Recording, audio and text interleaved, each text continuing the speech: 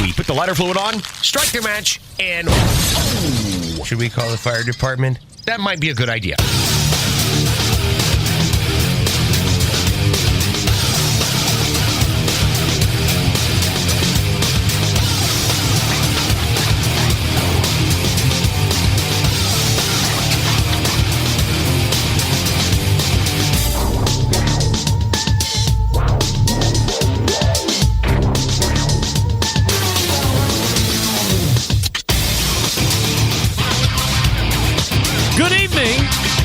And welcome to the Really Big BBQ Central Show, a show that talks about all things important to the world of barbecue and grilling, originating from the Rock and Roll Hall of Fame city of Cleveland, Ohio, the social distancing capital of the North Coast. I am your program host, Greg Rempe. Happy to have you aboard here on your Tuesday evening. If you want to jump in on the night, this is the night. Corona has taken full control. You want to get in on the phones or the email, here's how you do it. You can get in touch with the show by calling 216-220-0966. Email Greg at the BBQCentralShow.com. On the Twitter and Instagrams at BBQ Central Show. Anything else you want to find out about the show can be found at the main website, thebbqcentralshow.com. And here's what's happening. Coming up in about 12 minutes from now, he is a longtime friend of the show. He is a show legend. I might even say that as we reintroduce him here in about 12 minutes from now. He is the marketing director for Traeger Grills, pitmaster for a then Whiskey Bent Barbecue team, now owner of Whiskey Bent Barbecue Supply, amongst many other titles and hats and responsibilities. Without any further talking, we will refire with Chad Ward. It's been well over a year at least since Chadley Von Ward has strolled back into the Barbecue Central Show jungle, but we are happy to have him. Remind him of what a real talk show that broadcasts globally sounds like, looks like, and acts like. Not like the JV Dan Patrick show that he's used to hanging out on.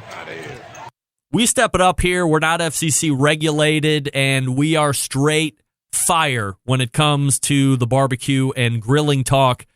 And quite frankly, there's way more barbecue and grilling talk than there is sports talk right now. So this is the premier spot to go for that. Undoubtedly, unquestionably, the leader of the live fire barbecue and grilling talk right here on this show. We got him for the first hour, believe it or not. Very busy guy, but of course, like most folks, things have changed as far as the travel goes. So I have him locked down right now, and we'll take full advantage. Chad Ward in the first hour. Then we'll move to the second hour, and we will find perhaps a pair, at least one of the co-founders, writers of something called The Smoke Sheet. I talk about it here each and every week, right towards the end of the show. For sure, we have Sean Ludwig, NYC BBQ, on the Instas. We may or may not have Ryan Cooper, a.k.a. Barbecue Tourist, on the Instas. Depends how Ryan is feeling.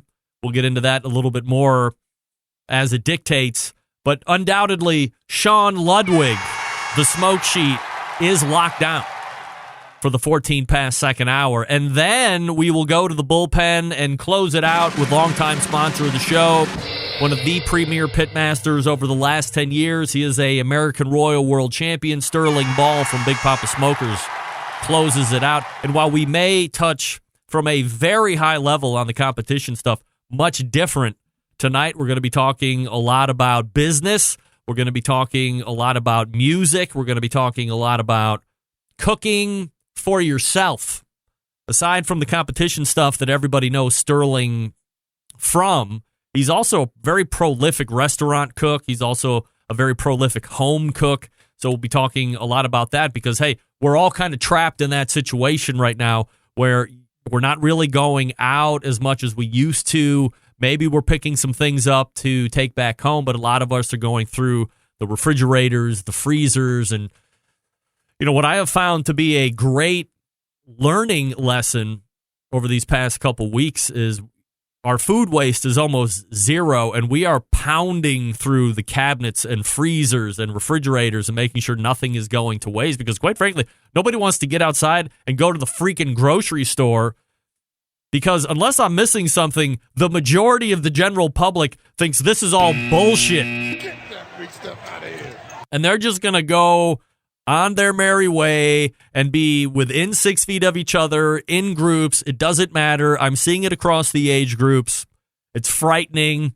I don't want to be caught up in it. I have transitioned to home unless absolutely necessary, and I sure as hell don't want to go to the grocery store unless it's absolutely necessary. And picking up is days and days away, but we're making do. So that's what we have going on this show. Chad Ward, first hour. Sean Ludwig, perhaps Ryan Cooper, 14 past the second hour. Sterling Ball to close out the show, 216-220-0966. Greg at thebbqcentralshow.com if you want to get at me from there. Follow me socially at BBQ Central Show on Instagram, Twitter, Snapchat, TikTok /BBQ Central Show on Facebook, where there's also a live video feed. As I review emails from last week, and might I remind you what a tizzy we had in the second hour. By the way, I totally forgot. Top of the second hour, we will have the Barbecue Central Show's American Idol reveal portion. We'll load in the expert judges. We'll play some snippets of the song that four of us gave our hand at last week. We will tell you who the three singers are moving to April, and we will tell you who was eliminated through the week-long vote. And we got a better turnout than I thought. I always hope for more. I hope thousands upon thousands. That wasn't the case, but it was definitely towards 100, which I'll take. And there was a runaway winner. The middle was a little murky. Actually, the middle was more of the runaway by itself, and then the bottom was a little bit more closely contended. So we will announce at the top of the second hour who makes it into the April rendition of American Idol Barbecue Central Show edition. There you go. Now, to that end, emails flying in over the past week. Here's just a sampling of the singing feedback emails. Mike in Pennsylvania wrote, 1 bad singer is bad. 4 bad singers is murder on my ears. Please stop. Mike, was it that bad? It wasn't all bad. Timmy in Missouri. Timmy, I hope you're 15 still, because if you're 18 and you're still going by Timmy, that's weird. Timmy in Missouri writes, Doug was great. Greg was produced, and the other 2 were forgettable. The bit, however, is genius. Keep singing. Thank you, Tim. Chuck from South Carolina. John was the best. Ricer a close second. Sorry, Greg and Doug. I would vote both of you off right now if I could. Damn, Chuck. I thought at worst we were all close. Not according to Chuck. Everybody's got an opinion. That's fine. Andy in Indiana. Greg, all of Thin Lizzy just rolled over in their graves. Wow. Andy, I'm no Thin Lizzy super fan, but I think all of the members, aside from Phil Lynott, are actually living. So there can only be really one rolling member in their grave. That would be Phil, of course. But thanks for listening anyway, dummy. Bill in Florida, forget the singers, if that's what you call yourselves. Greg, your daughters are stealing the show. More of them isn't a bad thing. That's why they'll be back at the top of the second hour as we re-pick their brains on what their thoughts were. Remember, America voted. The judges did not vote. We could have made it like some of those other game shows where the judges get to vote one last, or there was no tiebreak. Whatever, doesn't matter. Also, there was this. A Barbecue Central Show exclusive news update. All right, now I have to... Oh, my God, I'm never going to find this. Oh, dear. Well, if you didn't see it, earlier there was a announcement made by Pit Barrel Cooker as a little news update, if you will, just released through press release that the Glanvilles, not Pit Barrel Cooker, now they own Pit Barrel Cooker, but there's a separate company, but the Glanvilles, Noah and Amber, the Glanvilles, have acquired Barrel House Cookers. How about that? Now, I'm sure there's a much wider story. The press release was pretty high level. So I'm working on getting Noah in for a bonus content because we're jammed up on the show here over the next handful of weeks, and I don't want to lose it on my radar. But the Glanvilles have acquired Barrel House Cooker. Interesting story. Little late breaking news. We're going to get to Chad Ward coming up out of this break. But first, I'll talk to you about Green Mountain Grill, some of the best pellet cookers out there on the market today. That's right. 2 different lines to choose from. The Choice line that started it all. If you want to save a couple bucks, you're not going to sacrifice space. A little bit of build quality, a little bit of tech. Not Wi-Fi capable on the Choice line, but that doesn't matter to you. It really doesn't matter to me. Good space. The Jim Bowie and the Daniel Boone accommodate the pizza oven that I talk about. Now, if you want to spend a couple extra bucks, a little bit of a sturdier chassis, more robust, you get the Wi-Fi along with the Prime line. You also get peek-in windows on the cooking chamber and the pellet hopper, 2 internal meat probes for your liking. It has the 12-volt direct power technology that was originally sourced out on the Davy Crockett. That's the mobile version or tailgate version. So if you want to take it to... I don't even know where the hell you can take it anymore. If you want to take it out in the backyard legally, you can do it. Hook it up to a battery. It comes with the little clamps, so you can hook it up to a battery and run it that way. You can run it through power. Doesn't matter, but that's where the 12-volt technology originally came from. And they're selling through dealers, so they teach their dealers. The dealers teach you, the end user. You have a successful time with the product when you get it home because you're fully educated on how it runs and operates, so you're ready to go. GreenMountainGrills.com is the website. They have a bunch of different accessories to choose from. They have pellets also. Check them out, why don't you? GreenMountainGrills.com. The Heat Exchange on the west side of Cleveland is my local dealer, so if you're around the greater Cleveland area looking for a Green Mountain Grill dealer, Heat Exchange out there on the west side. Lorraine Road, I think it is. Chad Ward from Traeger coming up. Stick around. We'll be right back.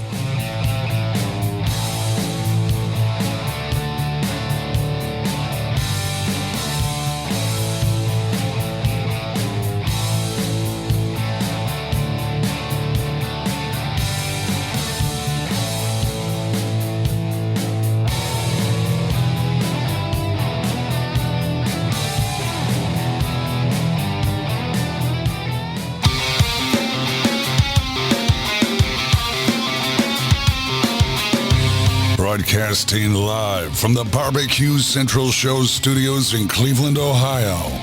You're listening to the BBQ Central Show. Once again, here's your host, Greg Rempe. Hey, welcome back. This portion of the show being brought to you by Butcher Barbecue, makers of award-winning injections, marinades, rubs, seasonings, barbecue sauces, grilling oils. All the Butcher Barbecue products have been tested on the competition circuit as well as in backyards worldwide. Be the pitmaster of your neighborhood and visit butcherbbq.com to stock up now. Always trust your butcher. All right, joining me now, a man who really needs no introduction, Director of Marketing for the barbecue division for Traeger Grills, the competitive barbecue cook, the owner of Whiskey Bent Barbecue Supply. Here to talk about all of that. But more importantly, rejoining the show after a long furlough, Chad Ward. Chadley, what up? Hey, what's up, Greg? Good to be back, buddy. I'm so excited to have you back in the fold here, back in the Barbecue Central Show jungle. Plenty of stuff to talk about here. Man, I'm trying to figure out where we want to run. First things first, a couple weeks ago, and I'd had a couple interviews here over the last couple weeks as it drew to a close rather abruptly, was the 2020 HPBA. It was down in New Orleans this year. I remember going when it was in its second year in Atlanta, the year that the Timberline was being introduced, actually. And that was the last time I went to one of those. And then I think it went to, I don't know if it went to Dallas or something like that the year after that, but then it has been in New Orleans, at least for this year. Maybe it's been on its second year. Did Traeger attend that, or is that not your alley? We didn't have that one on the schedule for this year, so it really didn't impact us too much. We got to where we really invest a lot in the ACE shows and some of those instead of the more industry type ones. So what isn't attractive about that kind of a show versus something that you find a little bit more worthwhile? We had just seen the attendance drop a bit. And for us, actually, since we have a lot of direct sales as far as sales territory techs and territory managers, we get to see our dealers a lot. So it was just one more show where we weren't seeing a lot of dealer participation. I just thought we'd put those funds somewhere else. Now, you look at it rolling in advance, so there were Traeger doesn't show. I believe there were 3 or 4 other of, I guess, what you would call a premier line that ends up pulling out either right before the show starts or a little bit more in advance like you guys did. But that show ends pretty abruptly. I believe Saturday at noon they were shooing everybody home because of the coronavirus that was making its way through the country. As this thing started to take over and as we kind of transitioned a little bit into the COVID-19, was this on your radar like weeks in advance? I mean, I know you do a tremendous amount of traveling, or were you pretty much up to speed where the rest of us were? Kind of right there with everybody else. We had a really big ambassador event planned at Traeger for headquarters on the 19th.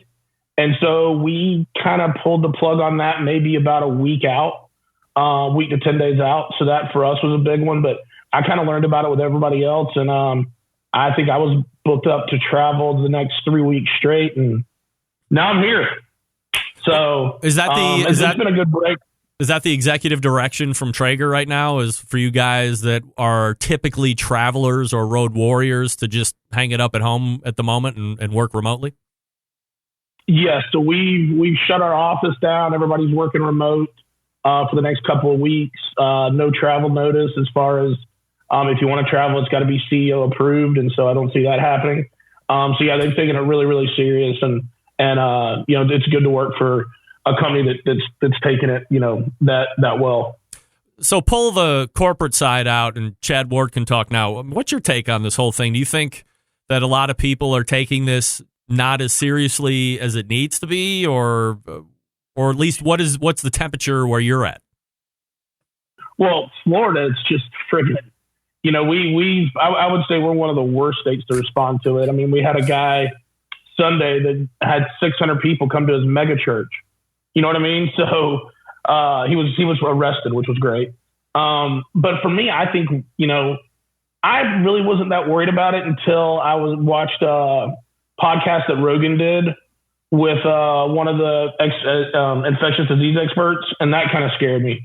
So I've tried to stick to the rules. I'll still go out and get groceries if I have to or whatever, but definitely trying to flatten the curve, if you will, in my opinion. I've had a number of discussions with some people that are restaurateurs or in the food business in some peripheral way. They're obviously being affected to a great amount. Is Traeger being affected to a large degree, or how are you able, if at all possible, are you able to shield that from taking effect? Well, what we've seen is, we're still having really good numbers. And pellet sales are through the roof, obviously, because people are wanting to cook, wanting to do that kind of thing. So good pellet sales, accessories, rubs, that kind of stuff. I think people are equipping so they can cook and enjoy it at home.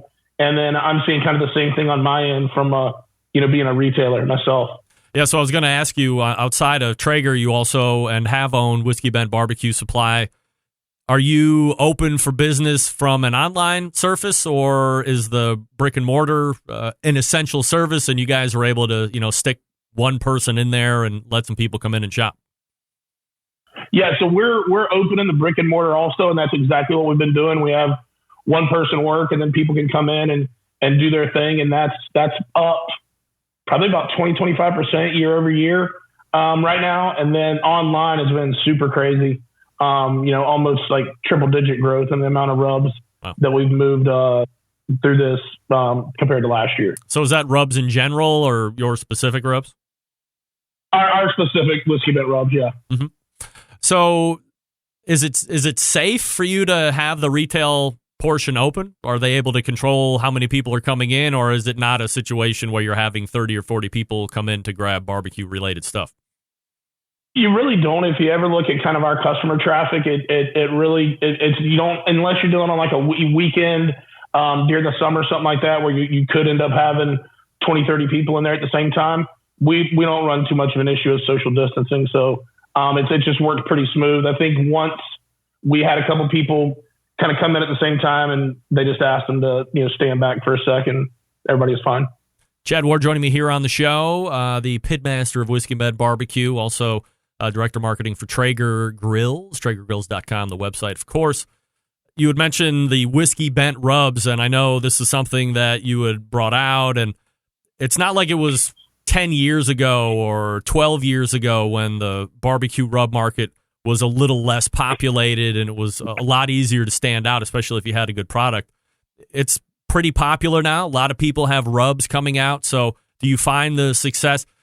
Certainly you have great rubs. You've had success, blah, blah, blah. I get all that. But do you find it surprising that you have had as much sex with as much sex as you've had? Have you with as much success as you've had with the rubs? It's pretty humbling. And I think the one thing that's so different now than 10, 12 years ago with the rub game is social media. I mean, you put a good product out there, you get it in people's hands, and then they end up being your best salespeople. Word of mouth still so powerful, but just social media makes that, your mouth so much more extendable as far as sharing the word. So for us, we've just kind of stayed on top of it, really paid attention to the quality. We've got a great co-packer we work with down here that's, only about 45 minutes away. And just, we've got 6 in the line now. We'll probably roll another 1 or 2 out this year. And it's just a lot of fun, man. And it's all the stuff that I used, when I was competing pretty heavily and had really good results with. When you're dealing with a co-packer, was that in the beginning? Did you roll with the same one that you're rolling with now, or have you had some changes over time? No, this is the same one. So actually a really cool story. We were doing an event at the store and Greg came up. That's my co-packer, Greg Watkins. And Greg brought me a present, and I opened it up and it was some rubs. And he said, remember we started working on these. He's like, I think we're pretty close. If you could give me, a couple of weeks with you, we can get this thing figured out, I think. And sure enough, that's kind of how it kicked off. So we've been over there with Sauceology and St. Pete the whole time, and hope to continue way down the line with them. Chad Ward joining me here on the show.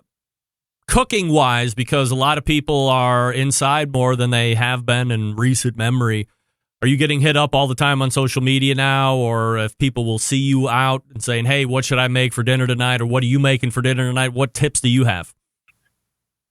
Yeah, so you'll get I get a lot of direct messages that people are like, hey, how you doing?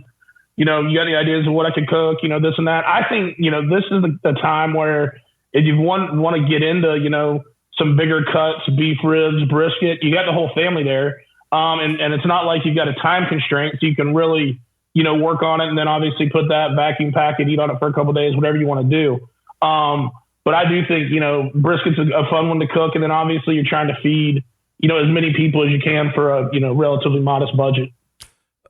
Do you foresee resuming normal business activities within the next couple months, or how does what is your edict to the barbecue supply store, and then what is Traeger's edict down to you guys? So for me on the barbecue supply store, if we were to go into a shutdown here, we are labeled an essential business because we're in the food business. So I think we would just play that by ear, and it'd be really more focused on what my employees thought about it and their health. So I would, I'm really kind of hoping, for me personally, we kind of see the start to turn in June, at the latest. That's my personal opinion, because I just worry about it from a global economic impact across our whole economy. And then as far as Traeger, they've told us to tentatively not plan to travel through the end of June, but obviously, that's got air quotes around it, depending on, what we learn and how this thing progresses. How big of a culture shock is this for you? I mean, I know you are used to running it hard. So to be grounded right now has to be some kind of change. Yeah, it's a really big change. It's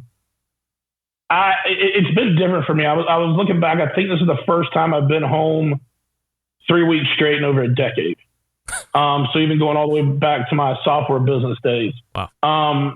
So it's really been a shock. It was really I would say I was in a bit of a funk probably until kind of this Monday, and I was like, you know what, man, we're gonna have this thing for a while. Yeah, it's altered all of our lives. Yeah, it sucks, but no reason to be in a crappy, shitty mood about it.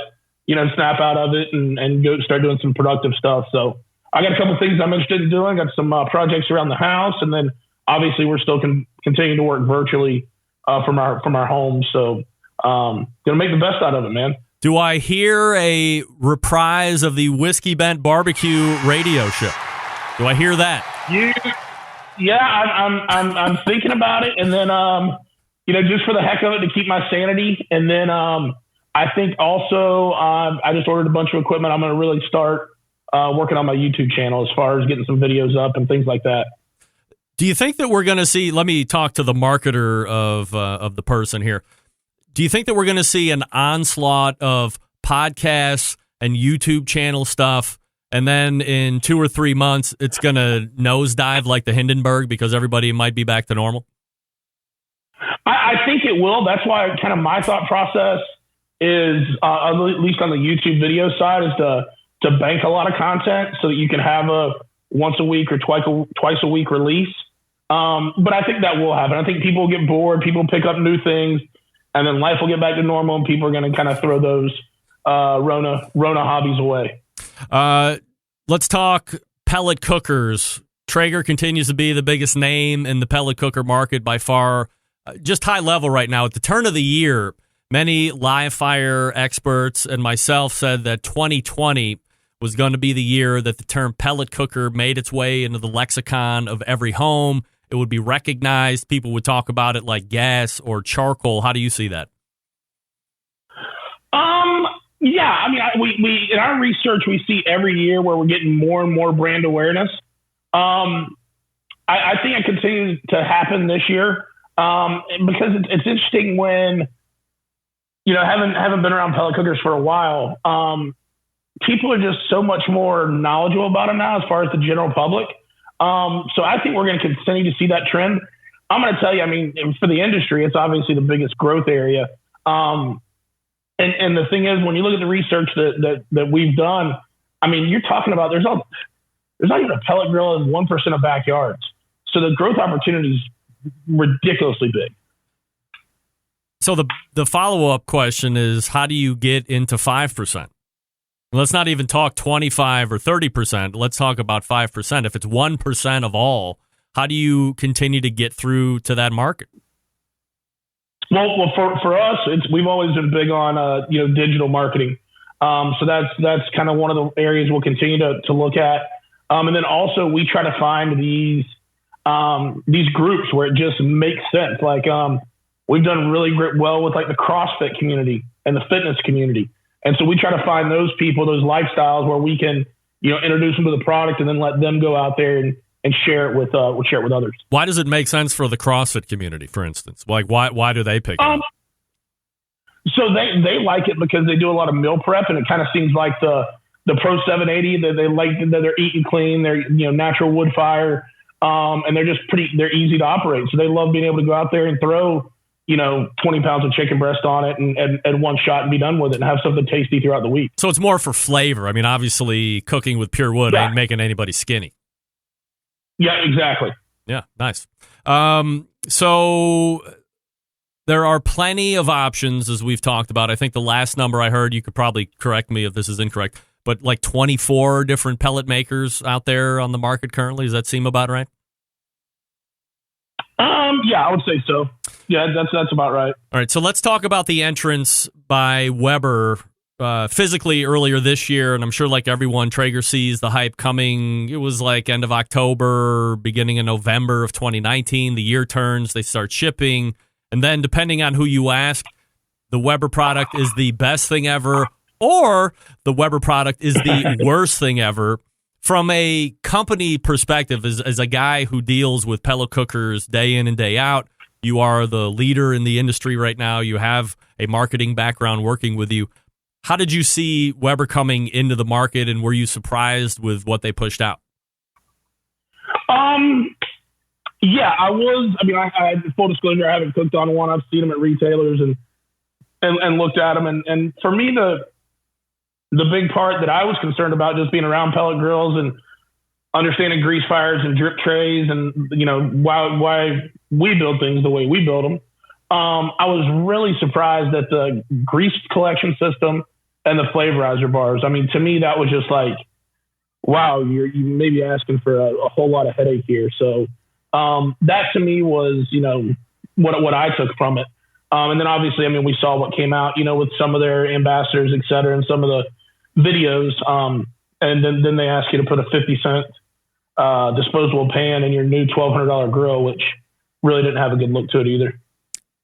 Is it a double-edged sword having this much access to being able to everybody to put whatever they think out there on the internet, or do you have to know as a company that you got to have all the ducks in a row and you have to account for any type of potential slip-up because it's going to get out there, and inevitably the bad is always going to out-heat the good?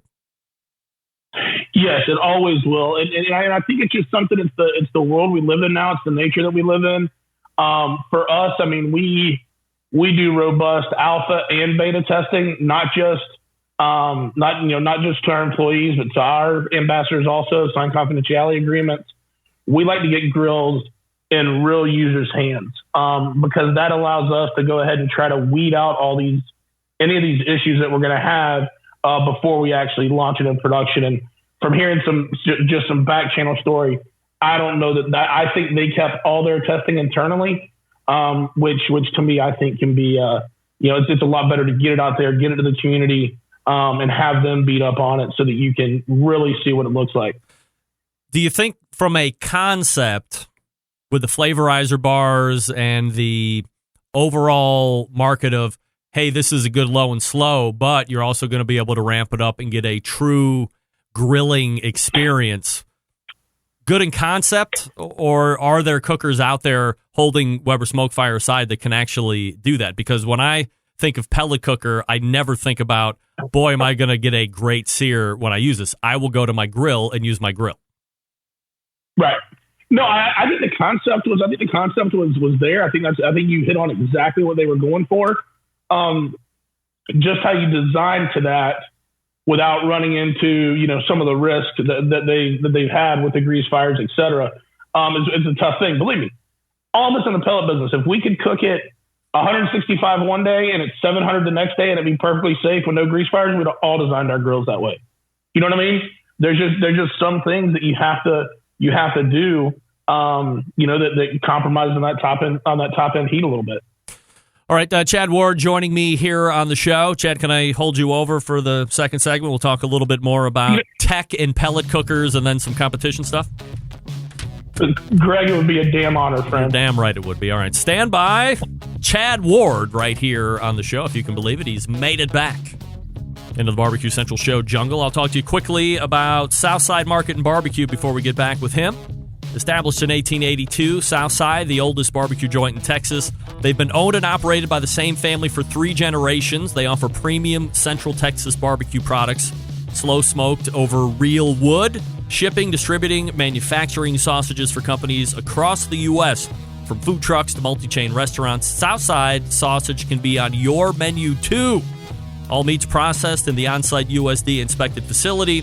A trusted partner with a focus on quality and, most importantly, authenticity. Wholesale options available, shipping nationwide via the FedEx. Food service distribution channels as well, like Sysco, U.S. Foods, and Martin Foods. Co-packaging capable from research and development to package completion. They can follow your recipe or help you develop something brand new from scratch. Private label opportunities also available. Visit SouthsideMarket.com for more information. While you're there, as you load up the shopping cart full of sausage slammers and beef sausage, jalapeno cheddar sausage, the list goes on. Use the promo code BBQ Central, all one word and lowercase, to get 10% off your entire order. That's promo code BBQ Central when you're at SouthsideMarket.com. It's good for the first order and the 10th order and the 710th order. BBQ Central, 10% off. And we're back with Chad Ward right after this. Stick around, be right back.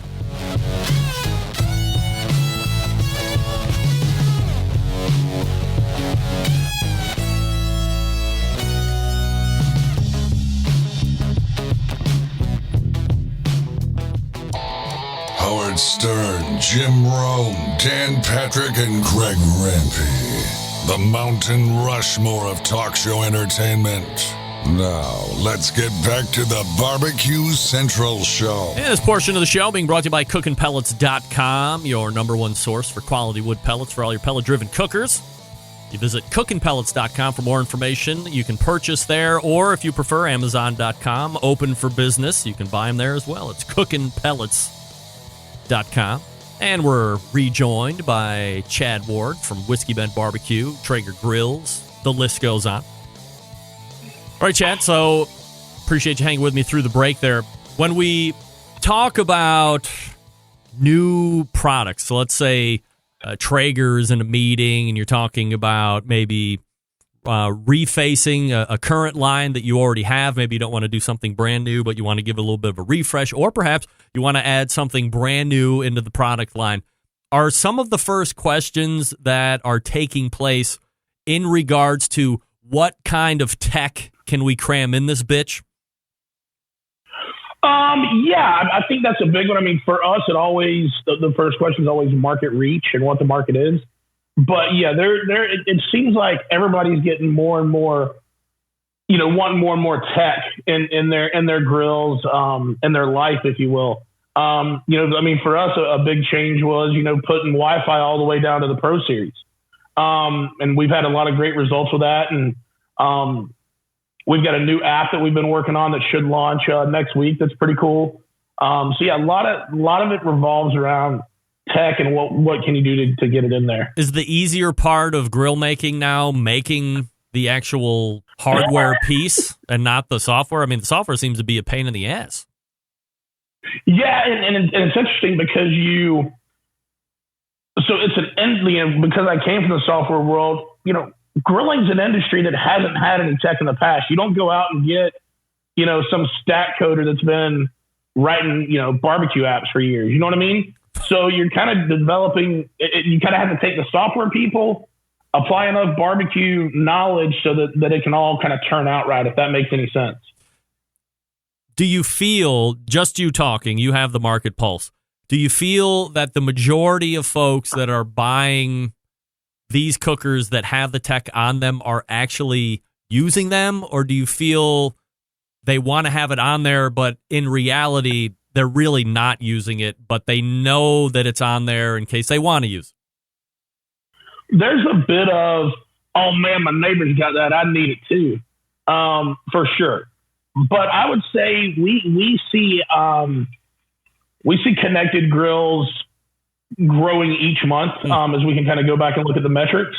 So I think people are using it, but also seeing how many people, like when they come in my store and buy a grill and they're, oh, I got to get this one because it's got the Wi-Fi. I got to have the Wi-Fi. And then, they'll come in 6 months later and like, the guy's like, man, I got to rush home. My pork butt's on. I'm like, well, why don't you just look at it from the app? And he's like, oh man, I still haven't hooked it up yet. I'm like, all right, bud, whatever. Yeah, I often have the conversation with grill manufacturers. Well, let me ask you this. If you didn't put in any of the tech, if it was just not the rotary dial thermostat, but if you had the incremental 5 degrees and that was as technical as you got, would it save a bunch of money, or is it really not that big of a price difference to stick Wi-Fi and some other items in there versus not? I mean, it's definitely, when you look at the build of it, I mean, it's a substantial cost. When you look at the whole manufacturing cost of the grill. So it is good to have on there. I think one of the things that's nice about when you have a connected grill is all the updates you can do, as far as, if you do find something that you want to do, if you want to, If you want to say, hey, we're going to go out and we're going to, up the max temperature on your grill, you can do all that through firmware, which is really, really nice. Also, it's great for customer service. If somebody's saying, hey, here's my issue with my grill, this and that. Hey, can you give us the serial number? And boom, we can pull it up. We can look at all the past cooks, see how the grill's been behaving. So it really helps a lot with diagnostics and that kind of thing too. All right, Chad Ward joining me here on the show from Traeger Grills, obviously the pitmaster, Whiskey Bend Barbecue, owner of Whiskey Bend Barbecue Supply.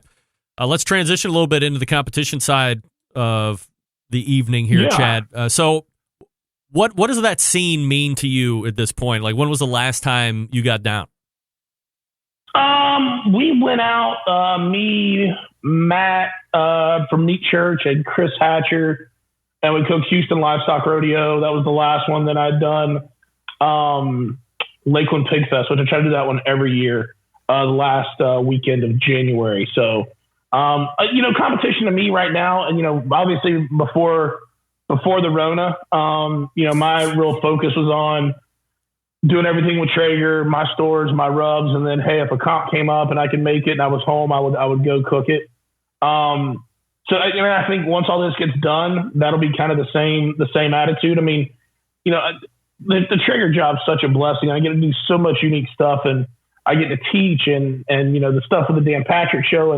And man, you don't know that that's going to be forever. Hopefully competition barbecue will be around for a while. And I love it. It's what got me my roots, and I wouldn't be in the barbecue industry without competition barbecue. So I try to do everything I can to support it. But just for the time being, for me, it's definitely down low on the priority list. So I've tracked that downturn, that being competition barbecue, at least in public interest / popularity the past few years. The content of my show has obviously reflected that as well.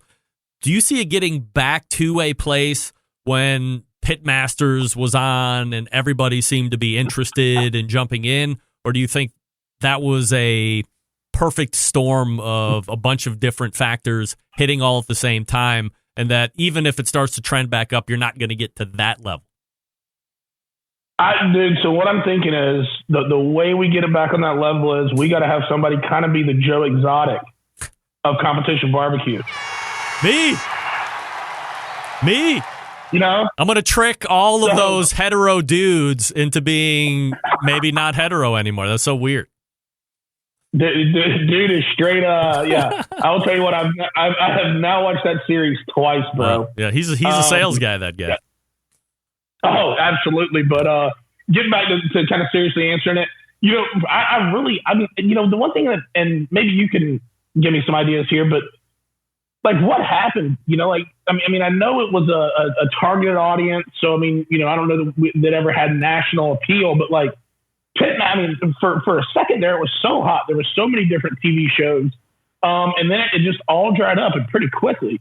And I don't know what that's about, because, obviously we know that sitting around and filming a barbecue contest for 24 hours is like watching paint dry. Yeah. But there is some highlights to it. So I think that maybe was just never the mix. I'll be curious if somebody comes in with a vision of a show that could kind of amp it back up, because it needs some help. I mean, we're losing a lot of contests, and I think people look at, when you lose a contest, we lost that contest. Well, we also lost to charity too, because all barbecue contests, the proceeds are going to charities. So, that's definitely got that impact. I think there was a couple different factors. I think that the TV show going off air and not having anything new was an issue. I think the initial attraction was that you saw a lot of people that looked like you, and that inspired you and me and whoever to say, well, I don't have to be a world-class athlete. I'm never going to be in shape like Herschel Walker or Walter Payton or Emmett Smith, or go down the line and have to be some world-class athlete or in world-class shape in order to be successful. You could take yourself, pay an entry fee, and stand right next to the best and compete and see where you come out. So I think there was a lot of cachet there. But at some point, it did, and I'm sure Sterling Ball will speak to this a little bit later on in the show. It became very rich. You had to buy. Yeah. There was a perception all of a sudden that you had to have a toy hauler, or you had to have a motorhome, or you had to have this kind of a pit and these kind of meats. And all of a sudden, everybody was like, well, I can't afford to do that. I'll do something else instead. or they're mortgaging their house and doing whatever to keep up with the Jones, and then they end up crapping out, and they got to go pack up and figure out a new way to make a living. And I think, those are probably the two biggest factors that started the trend back. Plus, you can see it. I mean, you're seeing it in Florida. You see it over on the West Coast. You see it in the Midwest. There are just competitions falling off left and right. There's certainly not the same amount that are there to backfill. And how long are the new ones going to be there for? Is it a year or two? I mean, there's been plenty of very long-standing, high-tradition barbecue contests that have gone by the wayside over the past 3 and 4 years.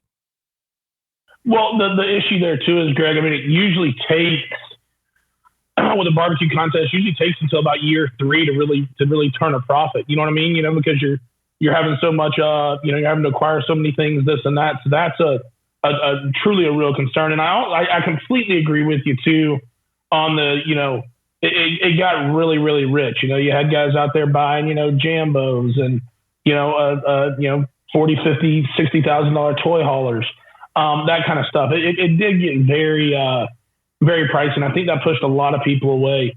I still just love that concept of a 10 by 10 tent, a couple of cookers, a cooler full of meat, and get after it. You know what I mean? There is talk amongst the Facebook groups and some of the other online folks that they would love to see it revert back to that. But do you think that you've just crossed a line where a lot of great talk, but it's really not going to happen? I don't think so. I mean, I think it could happen. So, I mean, I think the other thing you're seeing that's way different now than before was, you had a couple hot and fast cooks when I first got into competition. Now you've got a ton of hot and fast cooks. I mean, when I cooked at Lakeland end of January, I mean, my brisket was done in 5.5 hours. So I think you could see with the adjusted turn-in times, you could literally show up Friday night, set up, get out there Saturday morning, and go after it and be packed up and gone, after awards. Do you think that the state competition stuff is going to be a long router, or is that going to be burning out here over the next couple of years? No pun intended. I think the state game's here to stay. Love the concept. Once again, it's one day. You can get there at 8 o'clock in the morning, and depending on if it's close to your house, you can be having dinner with your family that night. So it gives us all that we like as competition guys. We want to go cook something. We want to go compete. We want to go hang out with our barbecue family. And when you can do all that in one day, and I've seen a lot of the Florida barbecue, not a lot, several of the Florida barbecue guys that have kind of taken a step back on barbecue competitions, but they are now all in on the SCA competitions. You cut your teeth on FBA. Certainly you've done other sanctioning bodies, but where do you see the viability of an FBA here over the next 2 to 5 years? Man, I would say there's a couple contests keeping it together.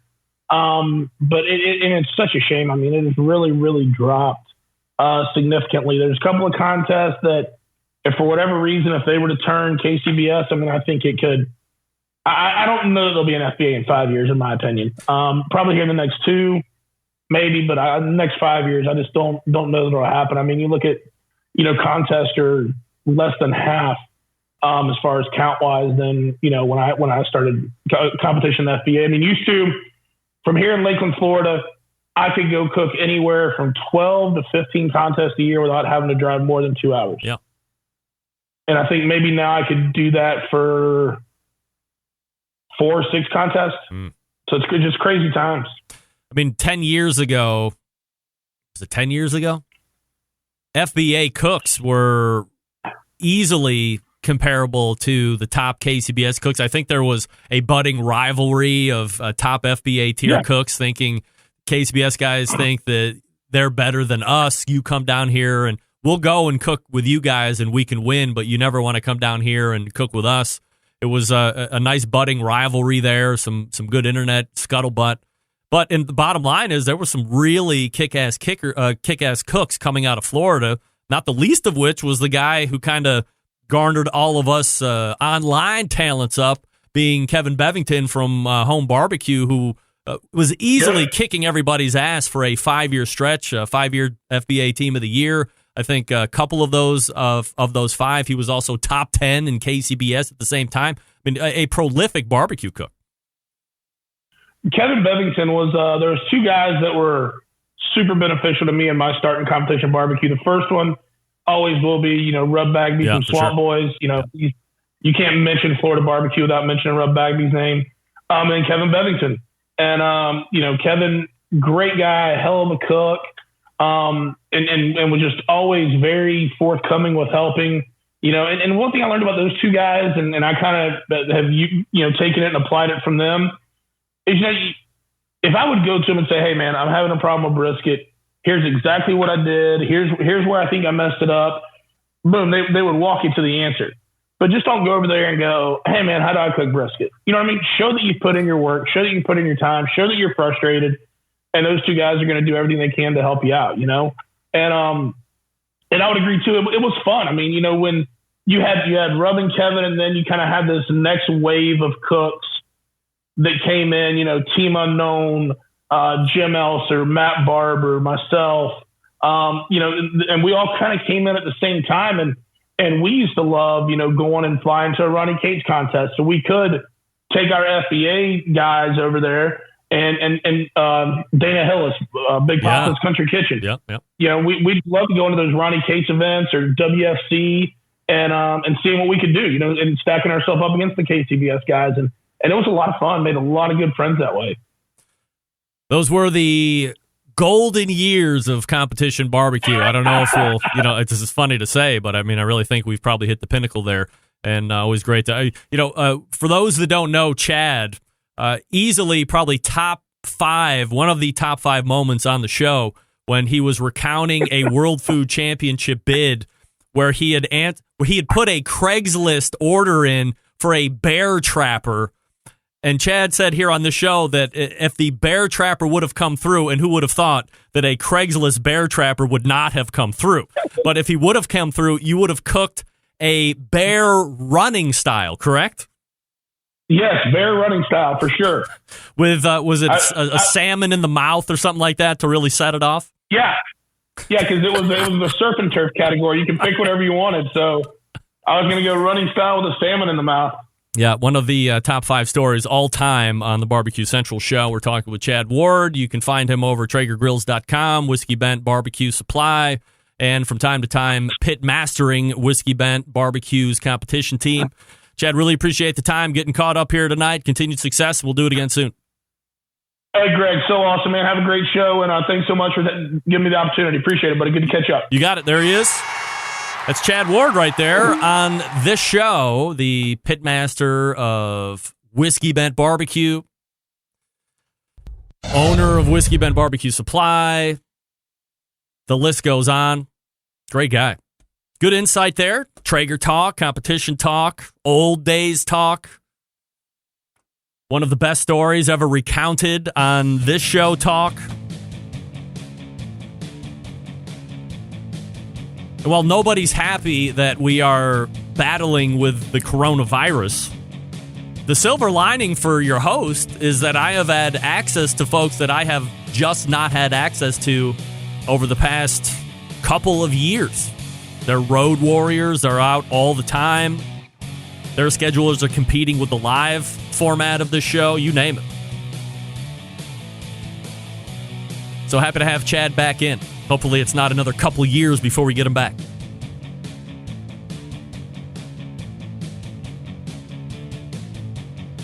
All right, we're going to wrap up the first hour when we come back. If you want to jump in, 216-220-0966.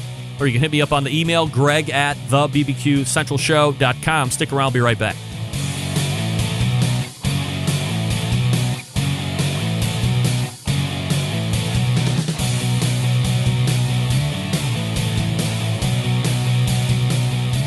Continuing to produce incredibly mediocre content in an exceptionally professional way. You're listening and watching the Barbecue Central Show. Once again, here's your host, Greg Rempe. All right, welcome back. This portion of the show being brought to you by Smithfield. Throughout the grilling season, recipes and tips and tricks given to you by Chris Lilly, Darren Worth, Ernest Cervantes, Childs Cridlin. Of course, with mouthwatering flavor, no artificial ingredients, Smithfield is providing you, quite simply, some of the finest pork money can buy, trusted by World Championship pitmasters for use at their competitions and in their home. Email from Phil Luswick. Greg, as you can see, I just got my new Fireboard. Thanks for the great content. Your sponsors should be extremely happy. I don't know how many products I've ordered because of the show, but it's a handful. Phil, man's game. You are going to love the Fireboard. You know what you're mostly going to love about the Fireboard? Well, first of all, if you got the base, immediately go back and order 4 more probes so you can load out or at least have access to if you ever need it. You can never have too many probes, Phil. This is what I'm telling you. That's number 1. Number 2, you are going to be so happy and perhaps surprised that this Fireboard is going to be so simple for you to hook up to the laptop, create the account, hook it up to your local area network. You can go Bluetooth if you want. I highly suggest against it. I think Bluetooth is whack. Hook it up to the local area, and you can just go wherever you want. You be in the grocery store, which I highly suggest against at the moment. But hypothetically speaking, you go to the grocery store, you stay 6 feet away from everybody at all times, don't touch a lot of stuff. You can monitor where your internal temperatures and pit temperatures are right from the app. The app is easy, straight up user-friendly. Phil, you're so lucky that you got the Fireboard. Now, immediately go fill out the rest of the probe ports. And I guess if you have a bullet-style smoker, you might want to consider the fan thing that they have, too. Why not? All right, we thank Chad Ward once again for coming on the show. TraegerGrills.com is his business website where he works as the director of marketing. Whiskey Bent Barbecue Supply, Google that. They have online retailing. And they also have brick and mortar. They are currently open, so if you're in that area and you want to run through it, again, proper social distance, yes? Hands wiping, Purelling. Is Purell back in stock? I literally haven't been to the store in 2 weeks, so I don't know if toilet paper is still an issue, finding, and if bread is still an issue, and a bunch of the other stuff that was hard to come by for some reason. I don't know why, but... All right, we are loading in the expert judges, believe it or not. As we get ready to head to the second hour, we will tell you who's going to make it to the American Idol Barbecue Central Show edition in April. Out of the 4, 3 will be making their way. 1 will be eliminated. We will have the first person eliminated on this show, top of the second hour as well, for instant feedback.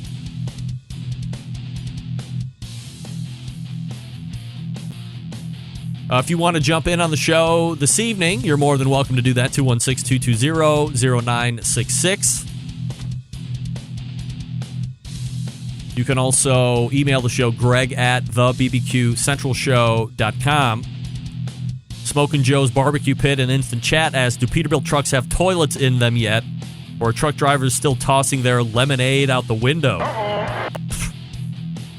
Well, Joe, I think they stop at truck stops. From the factory with a factory sleeper on it, there is no bathroom option, no toilet option.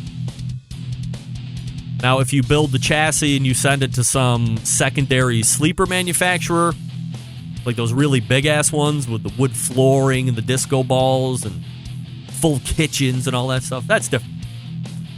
They might have a shower option and a toilet option, who knows? But what I get you from the stock at the factory, there are no toilets. And for not having a toilet, you still have the privilege of paying $165,000 for that truck. You're welcome. All right, we are loaded and ready to go to the second hour. Stick around. We'll be right back.